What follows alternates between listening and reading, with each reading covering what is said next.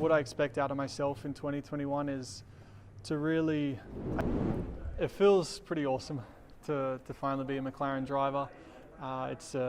The deal was done, I think, back in May last year, and can finally speak about it and speak to it with obviously a lot of optimism and happiness. And I think just being here at MTC has been an awesome couple of weeks already, and obviously can't wait to get in the car. But the team finished so strong last year, and I feel that kind of momentum here. So ready to put in some work and keep it going. Well, we had a great year last year. I think what would be a good year for us this year is closing the gap to whoever wins the championship. I have a sneaky suspicion that'll be Mercedes, but it was so close last year. We went into the last race. We could have finished third, we could have finished fourth, we could have finished fifth. And so I think the real gauge is our outright pace against the championship leaders. So that's going to be what we gauge ourselves off of, as opposed to an actual finishing position. It's crazy to think, this is the 11th season that I'll be starting in Formula One. It goes quick, but I certainly, even though that sounds like a long time, I certainly still feel, let's say, young and energized, but now with the benefit of all that experience. I think as well, making the change from Red Bull to Renault, that was only a couple years ago, so now moving from Renault to McLaren, I feel like kind of what I learned through that first change, that will also help me with, let's say, this second change now, and what I learned in the seasons of Formula One. And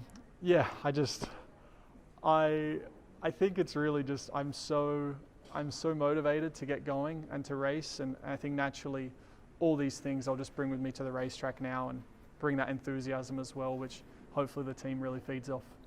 So the car design and build this year has been obviously quite a unique experience. We've had a lot of things going on last year which impacted COVID, of course, have had that impact, but we also had the sport being shut down for several months at the beginning of 2020, which put us behind the design cycle of installing a new engine, which was the big sort of headline thing that we needed to achieve on the technical side with this year's car. We had regulations which were ever changing as well, through a period where we had some form of stability and a plan for brand new cars in 2021. But everything got frozen effectively and carried over, which was quite a different effect to what we were expecting, and the cost cap began to change as well. Yeah, with Lando, it's another new teammate for this year. So this is now into his third season with the team. So it's funny, he's I think we're 10 years apart, so I'm obviously a lot older, but in McLaren terms, he's a lot older than me. But I think we're going to have obviously a really good relationship with, on and off the track. I think we both bring a bit of a kind of a similar dynamic, but from different generations. So I think that combination will be quite cool. And yeah, I think we're going to be, equally competitive. Another young teammate, I've had that with Max and Esteban last year, so looking forward to it. So I think having another new teammate, or my second teammate in Formula One, Daniel Ricciardo, I think is very exciting. A lot of experience on his side, race wins, podiums, and so on. So it's cool for me to learn from someone different, see how he interacts with the team, his feedback and everything. It's not just because he's a good driver, there's a lot of other things that he's good at too. So it's another opportunity for me to learn, extend my knowledge within Formula One. But it's going to be an exciting time. We're going to work together, hopefully, very well, like I have done in the past 2 seasons, and we can push the team to make that next step and continuously working hard to close the gap to the front runners. And hopefully that's the plan. Yeah, I think what I expect out of myself in 2021 is to really, I think, hit the ground running. Naturally it does take some time to learn, a new team, a new car, but I guess I'm going to be hard on myself not to give myself too much time, and I think with Renault I was the same. I really wanted to be there by Melbourne, that first race, but naturally it did take a bit of time.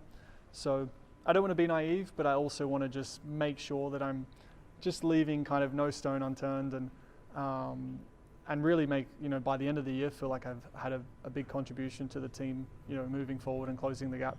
So I think a key to 2021 is the balance of the 21 versus the 22 car. we're also doing this in a cost cap, which wasn't the original intent, so it's even more of a challenge for everyone. Clearly it's the same for every team. I think really it depends on a lot of factors. I mean, our 22 car has been in design in some way for a long time. The aero process stopped last year, so that's only just ramped up again at the beginning of this year. So there's still a lot to learn there, I think. The 21 car, whilst based on a very familiar set of regulations, did also have aerodynamic changes to it as well from a regulation point of view, so we're still learning those to a certain extent. So there's work to be done on both cars. And I think the balance normally falls naturally. You can make a strategic decision, and that depends on a lot of factors which we still don't know yet. But typically, I think it falls naturally, and a lot will depend on how tight the fight is in 21, which I'm sure is going to be immensely tight, how the development process looks for the 21 car, how much we still realise we've got to learn on the 22 car as our knowledge grows. So it's going to be a big challenge. I think we'll be flexible. We do have a plan, but I think we'll be flexible in our approach and try and minimise the compromise to either car. As I head into my third season, I think I have a lot to reflect on from my second season in Formula One. Scoring my first podium probably being the biggest thing, a big confidence booster for myself, and really helped me settle that a little bit more into my rhythm and set up my whole second season. And I think now coming into my third year, I guess there's a little bit more of an expectation for that, hopefully, to happen more regularly. But we're still pushing. I'm pushing hard. I'm trying to improve in every area possible. But it takes time. I think this year, hopefully, I can put that into practice. I wouldn't say I've set too many expectations just yet.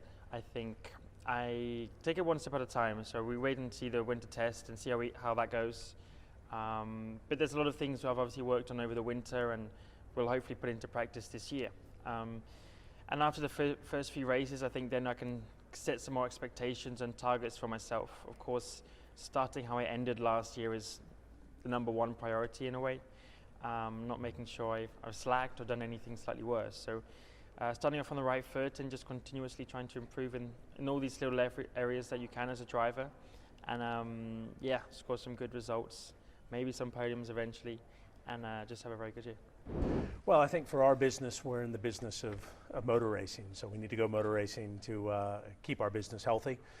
Fortunately, we've got a great set of sponsor partners who have been very supportive through this whole COVID period. We've all adapted to the new ways of working, so it's worked quite well. Television ratings were up, so the sport has been followed as much as ever, and everything's kind of shifted towards digital. I think that was kind of happening anyways. This has just accelerated it. So I'm very confident we will get in a full season this year.